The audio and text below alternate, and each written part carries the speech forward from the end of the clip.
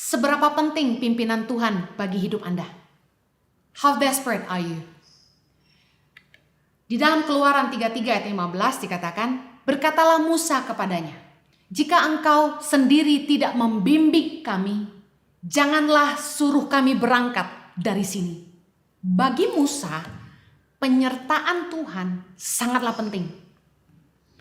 Sama halnya dengan saya, bagi saya, pimpinan Tuhan dalam hidup saya sangat penting. Saya tahu sebagai manusia, saya bisa membuat keputusan yang salah. Oleh karena itu, pimpinan Tuhan dalam hidup saya sangat penting. Desperate. Setiap akhir tahun, saya selalu mengambil waktu untuk berdoa sungguh-sungguh.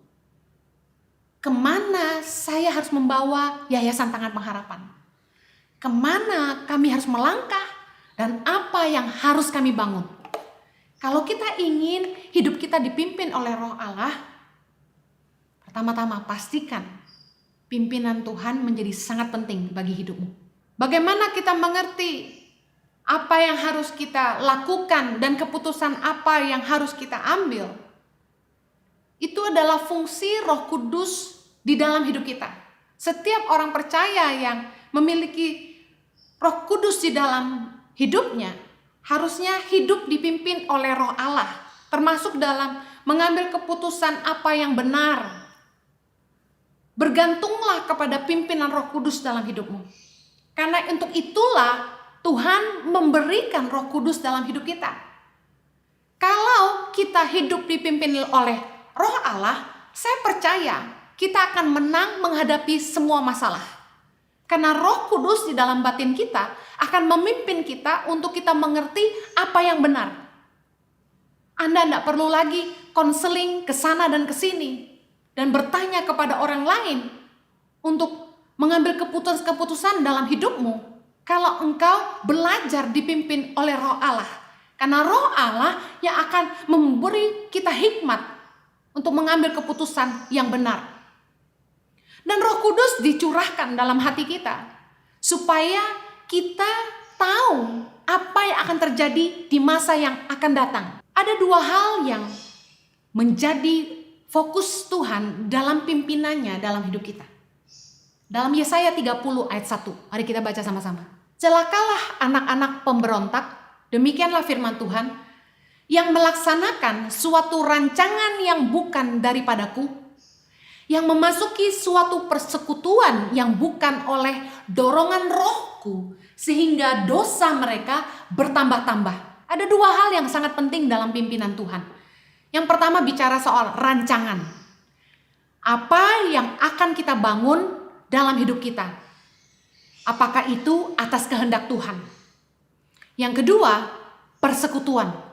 Di mana kita membangun dan menginvestasikan hidup kita. Dua hal ini menjadi sangat penting untuk kita memastikan kita bertanya kepada Roh Tuhan. Mari belajar salah satu tokoh di Alkitab yang hidupnya dipimpin oleh Tuhan tentang hal-hal yang akan datang. Ibrani 11 ayat yang ke-7. Karena iman, maka Nuh dengan petunjuk Allah tentang sesuatu yang belum kelihatan, dengan taat mempersiapkan bahtera untuk menyelamatkan keluarganya. Dan karena iman itu, ia menghukum dunia. Dan ia ditentukan untuk menerima kebenaran sesuai dengan imannya. Karena iman, maka Nuh dengan petunjuk Allah tentang sesuatu yang belum kelihatan. Nabi Nuh belum pernah lihat banjir. Tapi ketika Tuhan berfirman kepada Nabi Nuh bahwa Tuhan akan melenyapkan semua makhluk hidup yang ada di bumi dan Nabi Nuh harus membangun sebuah bahtera. Karena iman, Nabi Nuh taat melakukan apa yang Tuhan suruh dan ketaatannya menyelamatkan keluarganya. Kita tidak tahu apa yang akan ada di masa depan. Kita tidak tahu tentang rencana Tuhan untuk masa-masa yang akan datang. Oleh karena itu, Tuhan memberikan Roh Kudus di dalam hidup kita supaya Roh Tuhan membimbing kita untuk mempersiapkan apa yang akan terjadi di masa depan. Nuh taat meskipun dia disuruh Tuhan untuk membangun sesuatu yang tidak pasti, sesuatu yang belum kelihatan. Hidup dipimpin oleh Roh Tuhan itu membutuhkan ketaatan. Dikatakan dalam Kejadian 6 ayat ke-22, lalu Nuh melakukan semuanya itu tepat seperti yang diperintahkan Allah kepadanya, demikianlah dilakukannya. Tahukah Anda bahwa ketaatan kita kepada pimpinan Roh Allah akan menyelamatkan keluarga kita? Saya tidak pernah menyangka COVID-19 akan datang melanda dunia. Saya yakin tidak ada seorang pun yang tahu. Tapi ketika Tuhan mulai menggerakkan hati saya di akhir bulan-bulan terakhir tahun 2019 untuk memulai pelayanan online, saya sampaikan kepada tim kami dan juga suami saya bahwa kami harus mulai fokus serius membangun pelayanan online. Saya sampaikan bahwa mungkin tahun 2021 saya sudah mulai berhenti khotbah keliling dan hanya akan fokus untuk cyber church. Itu kata yang saya berikan waktu itu. Saya bilang sama Jojo, beri saya kesempatan untuk membangun platform pelayanan online. Saya tidak pernah tahu apa yang akan terjadi, tetapi begitu kuat di dalam hati saya, Tuhan menuntun saya untuk memprioritaskan waktu saya untuk keluarga, dan yang kedua untuk fokus kepada pelayanan online.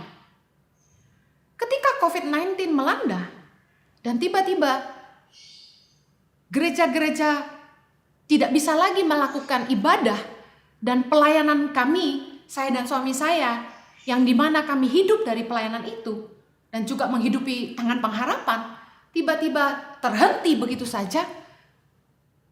Kami sempat terkejut dan tidak tahu apa yang harus kami lakukan.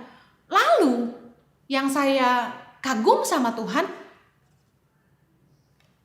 Tuhan telah menolong kami mempersiapkan pelayanan online jauh sebelum COVID-19 datang. Sehingga ketika semua pelayanan dibatalkan dan saya sama Jojo tidak bisa membawa kaos tangan pengharapan kemana-mana, kami tertolong karena platform ibadah online yang telah mulai kami bangun Mei 2019. Saya sangat kagum dengan pekerjaan Tuhan karena dalam kurun waktu kurang dari 1 tahun, platform YouTube saya dipakai Tuhan untuk menjadi bahtera yang menyelamatkan keluarga kami dan pelayanan tangan pengharapan. Pentingnya kita hidup dipimpin oleh Roh Allah karena kita tidak tahu apa yang akan terjadi di masa yang akan datang. Dan benar-benar ketaatan kita kepada pimpinan Roh Allah sungguh-sungguh menyelamatkan tidak hanya hidup kita, tapi juga keluarga kita.